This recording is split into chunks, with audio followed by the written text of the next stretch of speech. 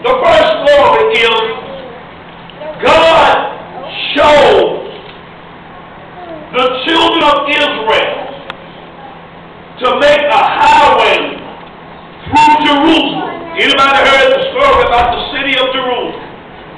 Well, the story goes that God told the children of Israel to march around the walls of Jericho one day at a time, one circle every day. Now the seventh day they went around the city 7 times, and when they got around the city the 7th time, you'll find that in Joshua chapter 6, they shouted, y'all, and the whole city fell down. They destroyed everything in the city. They had so much confidence in what God was doing in their lives that they were about to take another city, that's where our lesson comes from, called Ahai.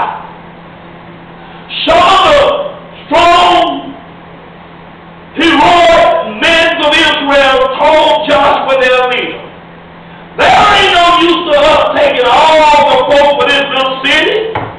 So give us a couple of thousand. And so we'll go over and we'll take this city. They went to the city to take the city. And when they got there, the city jumped on them and killed 36 of their men, and they had to run from this little old city. Now, the reason why they had to run, y'all, was that God had instructed them to do something, and they done what they wanted to do. When they went to Jericho, he told them to destroy the whole city, don't touch nothing.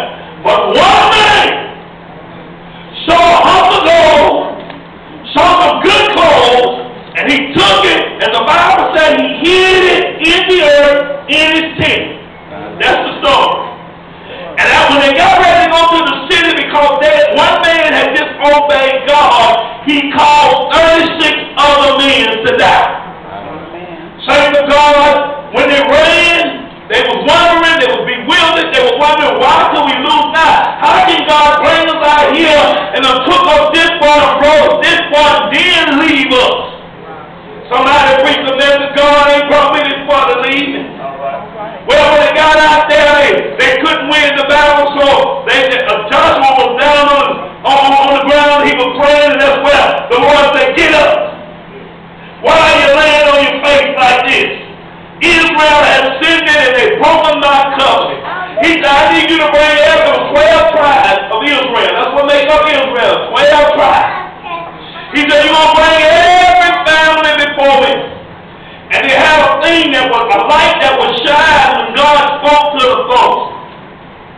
Like this. It would go on with God. And what happened was, every tribe that came, the light didn't come on. Finally, they got to this tribe and the light came on. Then they had to go down to each family. The light didn't come on then, but when it got to Achan, the crook, the light came on. Then Joshua said, don't lie to me, boy.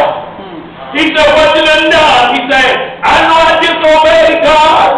He said, I saw this gold over there and I saw this clothes and I hid it in my tent. Saints of God, not only did the 36 men die, I'm cutting this story, not only did the 36 men die, but because of this man's sin, all of his sons, he had bukus of sons, all of his daughters, he had a lot of daughters, they didn't want nothing he had. They killed his sheep, they killed everything that he had, and then they burned up his tent, his house, everything that he had. Just that was up to her. In those days, they didn't play with sin. They got sin, they got rid of sin quickly, y'all. They burned it out. One man sinned, and he caused the company to suffer. They burned the whole thing up. I'm talking about they burned his whole tent. All of his loved ones, his wife, his children, everybody. Can you imagine one of us sinning? And then our whole generation, my mama, my dad, my brother, my sister, my auntie, my grandma, my great-grandma, everybody gets stoned and burned up. Because I took something I wasn't supposed to take. I stole something, I lied.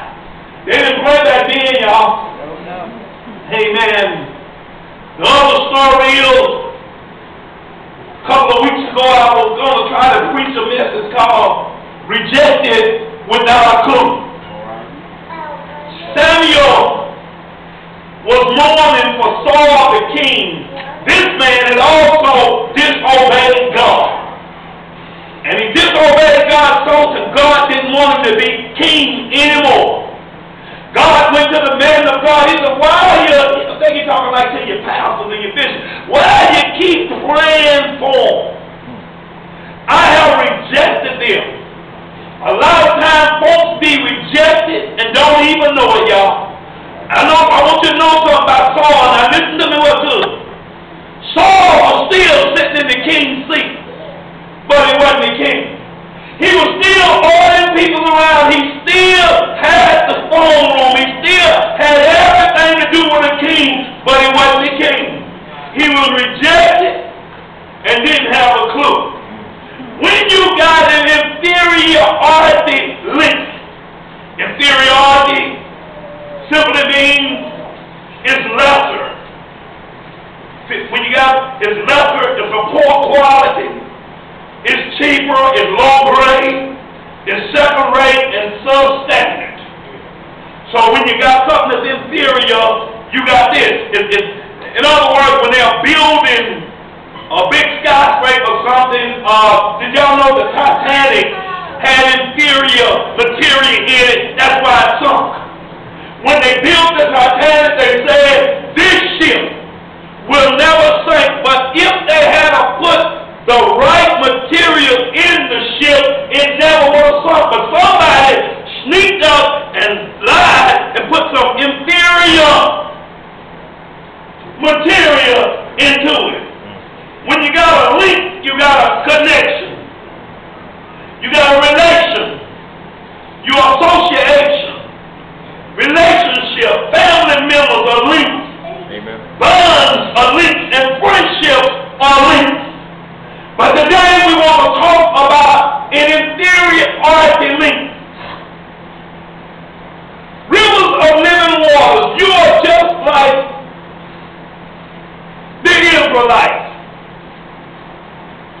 The main component was Israel.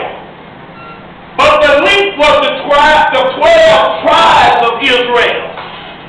So is it with rivers of living waters. Rivers of living water is the main unit. It's the main component. But the Jacksons, the Travis, the Presley, the Jones, the Ellis, the Perrys, they are the links. They are the ones that supplies the growth of the unit, or the component, that the major component, which is